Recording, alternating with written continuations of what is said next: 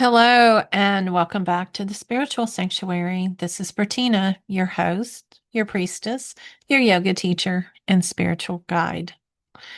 I am happy to welcome you all back to day 3 of our special series, International Week of Yoga, Movement, Meditation, Spirit, and the Divine Feminine. In day 1, episode, I think 111, we explored the deeper meaning of yoga. We talked about yoga as a union, connection, and a sacred embodiment, and a practice of returning home to yourself. In day 2, I think episode 112, we took a gentle journey through the history of yoga. We looked at the Vedas and Upanishads, the Gita, and the Sutras, and we talked about the importance of honoring yoga's origins with respect and humility.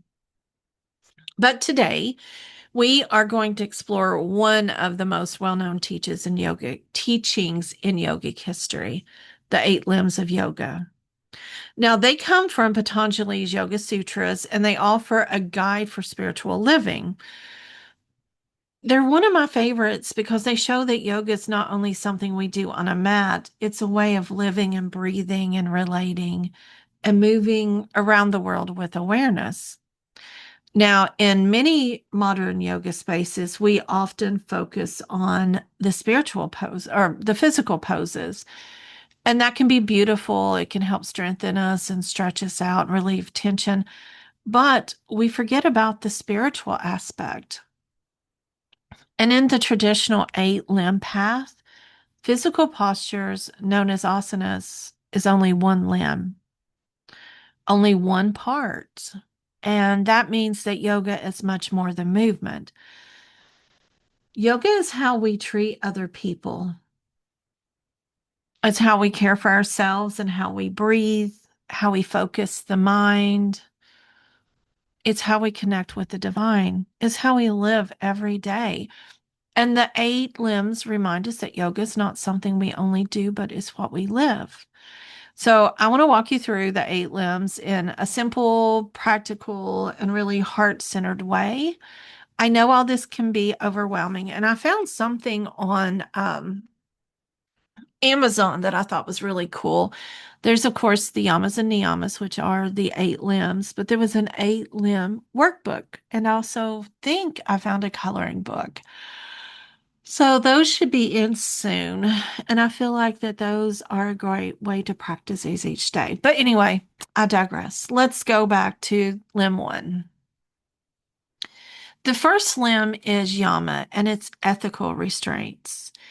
And it's how we live in relationship with others and the world around us. And you're going to notice that how we treat others come before we treat ourselves. It's how we're acting and how we're treating the earth and how we're using the energy. And the yamas have 5 smaller teachings. Ahisma, which is non-harming.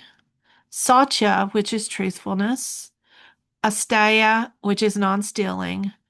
Brahmacharya, moderation, or a wise use of energy. And aparigraya, I'm always pronouncing that word. I'm so sorry.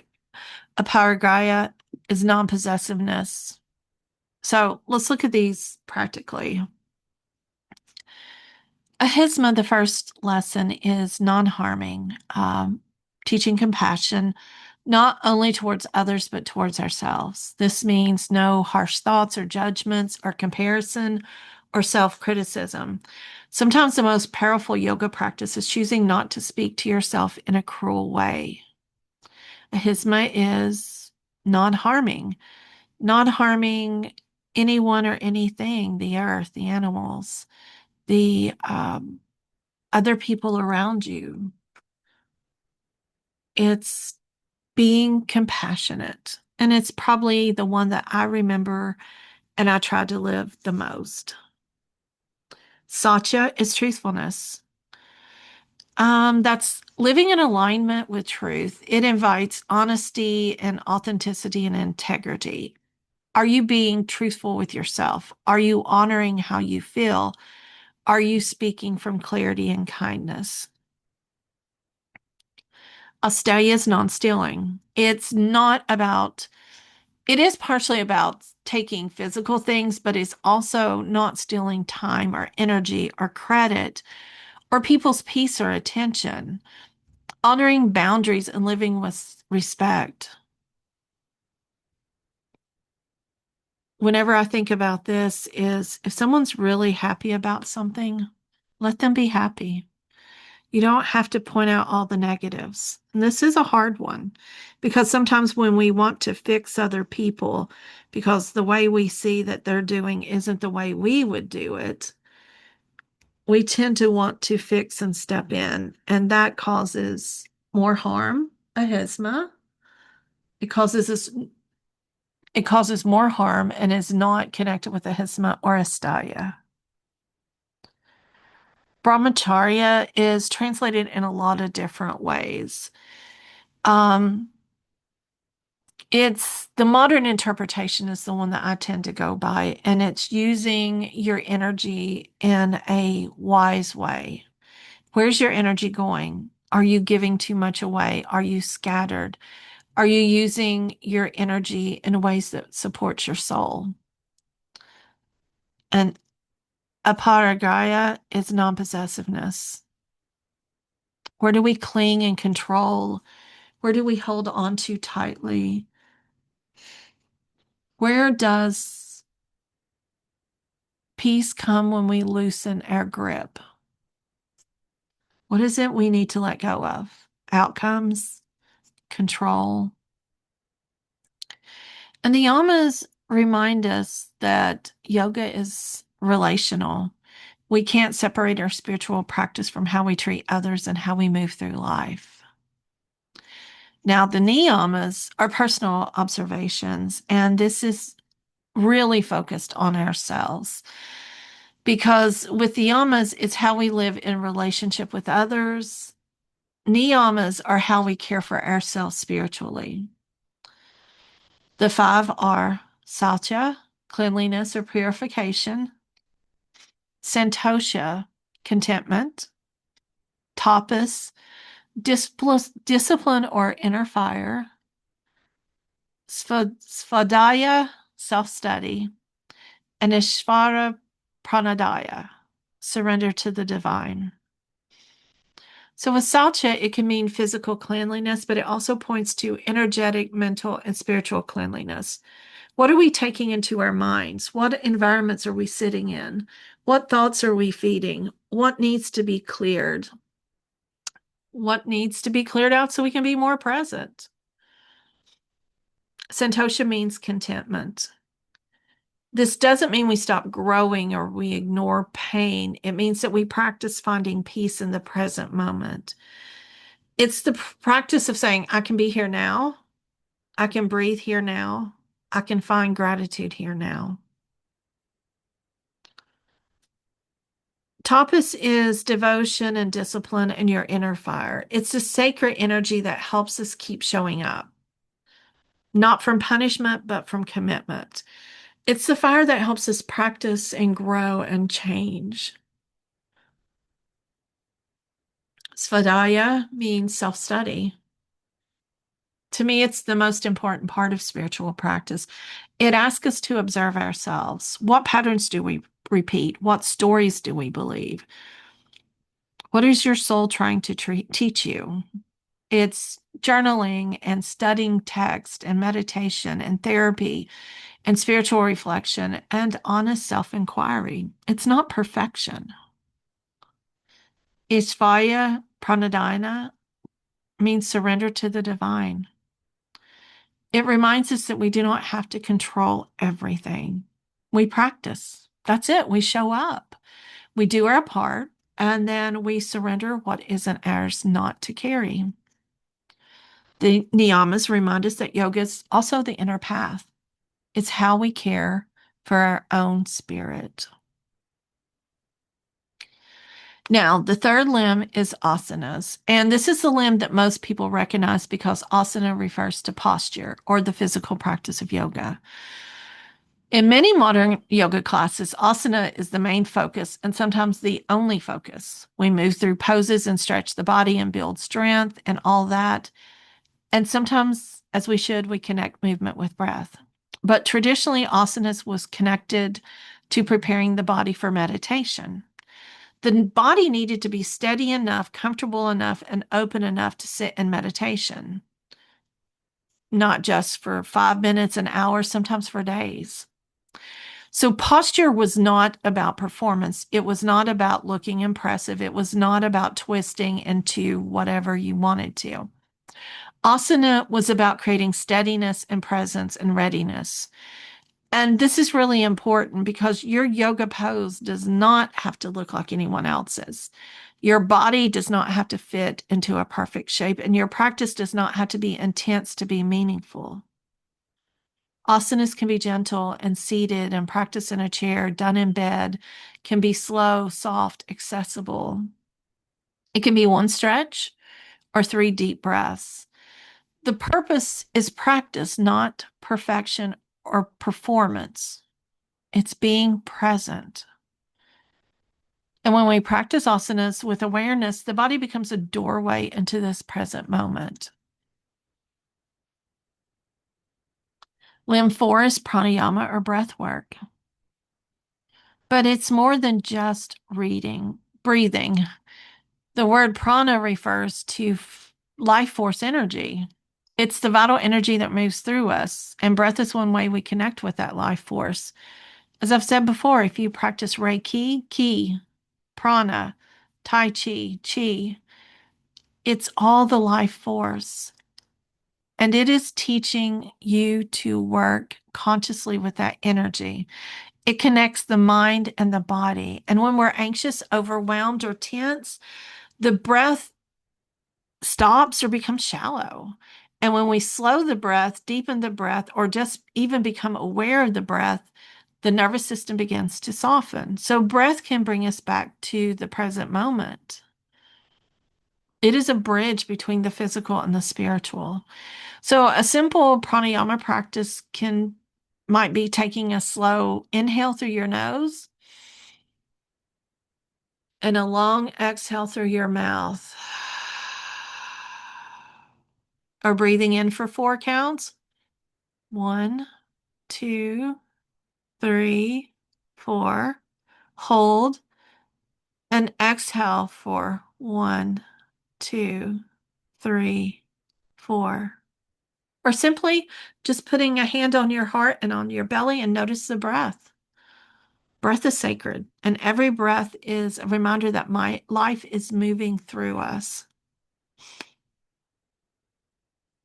Limb 5 is pratyahara. It is described as withdrawal of the senses, but it's kind of like turning inward. It doesn't mean rejecting the world. It's learning how to step away from constant outer distraction so we can hear the wisdom within. Okay. We live in a world full of phones and social media and noises, expectations, opinions, other people's energy. And Pratyahara invites us to pause this outer noise and listen inward. It can happen in meditation or yoga nidra. It can happen when you just turn off the phone or close your eyes or get a cup of tea and sit quietly somewhere. It's the practice of reclaiming your attention. It teaches us that not everything outside of us needs access to our inner world. And when you're on the divine feminine path, Pratyahara is deeply connected to intuition. When we turn inward, we begin to hear the quiet voice between the noise. And we have to create space to listen. Now, limb 6 is dharana or concentration or focused attention. And as we begin to turn inward, we learn to focus the mind. And this isn't always easy. The mind wanders, thoughts arise, plans, worries, memories, distractions come in. And that doesn't mean that you're bad at meditating. That just means that you're human. You have a monkey mind. And dharana is the practice of gently bringing the mind back again and again. You might focus on the breath or even a candle flame, a mantra, a goddess name, a sacred image, a prayer, or a word such as peace or love. And the practice is not about never getting distracted, it's about returning. One of the most compassionate teachings of yoga is that every time the mind wanders and you return, you are practicing. You're training attention. You're not failing. So Dharana helps us become less scattered. It helps us gather our energy and helps us become more present. Limb 7 is dhyana or meditation. It's deep meditative awareness, a state of inner stillness. If dharana is concentration, dhyana is what begins to unfold when the concentration becomes more continuous. It's a difference between repeatedly bringing the mind back and then becoming fully aware. Meditation doesn't mean that your mind is blank. That's one of the worst things. I hear people all the time going, well, I can never still my mind. Well, you're not supposed to have the absence of thought. It's a cultivation of awareness. It's to learn to witness and sit and breathe and observe and stillness and movement. It's everything. And dhyana is the limb that invites us into deeper communion with the inner self and the divine. It's sacred listening. It's a space where we remember that we're more than just our thoughts. And the eighth limb is samadhi. It's designed as union or bliss, nirvana. It's the deepest state of yoga. This is the experience of union beyond the separate self. It's the sense of being connected with the divine, with all of life, with truth, with peace, and with pure awareness. For most of us, this may not be something we experience in a dramatic or even permanent way, but we have glimpses of it. A moment of deep peace, a moment in nature where everything feels connected, a moment in meditation, maybe when your mind is quiet, a moment of prayer where you feel held, a moment of love where separation dissolves. Samadhi reminds us of the ultimate goal of yoga: union, connection, wholeness, and sacred presence. Now, traditionally, we speak of the eight limbs of yoga, but I'd like to talk about a modern spiritual ninth limb, which we can call living yoga or embodiment or integration. This is not one of Patanjali's traditional eight limbs, but it's a helpful way to ask, how do I take yoga off the mat? How do I live these teachings in my daily life? How do I practice compassion when I'm frustrated? And how do I practice truthfulness when it's uncomfortable? How do I practice devotion while washing dishes, caring for the family, working, grieving, creating, resting, or serving? This is where yoga becomes embodied. It becomes how we live. It's not the time that we spend in practice, not only the time we spend in practice, but it's how we return to ourselves throughout the day. It's how we listen to our intuition and how we honor the divine in the ordinary. That is living yoga. So today, your spiritual reflection is, and again, you can stop and journal. The eight limbs remind us that yoga is not something we only do, it is something we live. Prayer, journal, truth, kindness, breath, listening, relationship, choice, stopping. You don't have to master all the eight limbs. They're going to teach you how to live with more awareness and integrity and compassion. And you may go up the limbs and back down the limbs. It's just like with chakras. They're not always going to be perfect. So I want you to think about, which limb of yoga do you already practice? Which one do you feel more called to explore?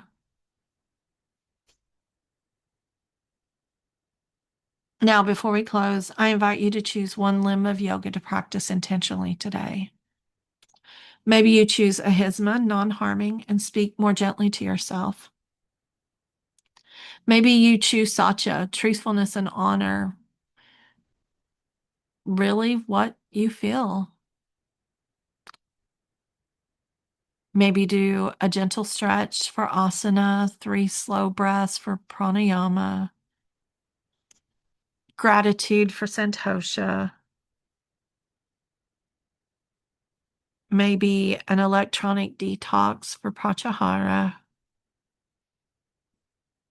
Meditate on a candle or a mantra or prayer for dharana. Go deeper with dhyana in meditation, or just surrender. Listen for the answer of which limb will you practice today. Then softly say, today I practice yoga with intention. Today I bring yoga into my life. Today I return to presence. Take one more breath in. And I want to thank you for joining me for day 3 of International Week of Yoga.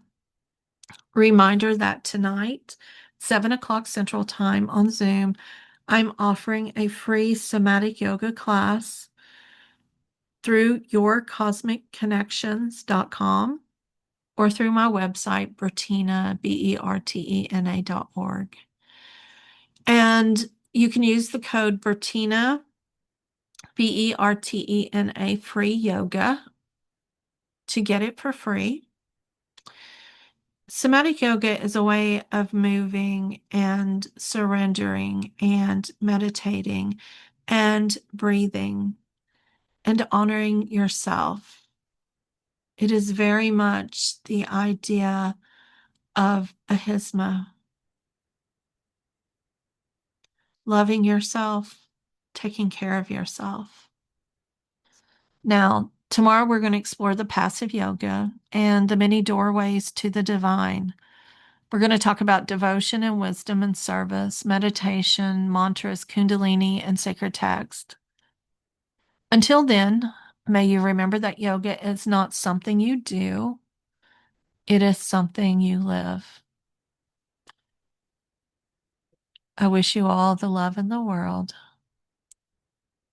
Good night.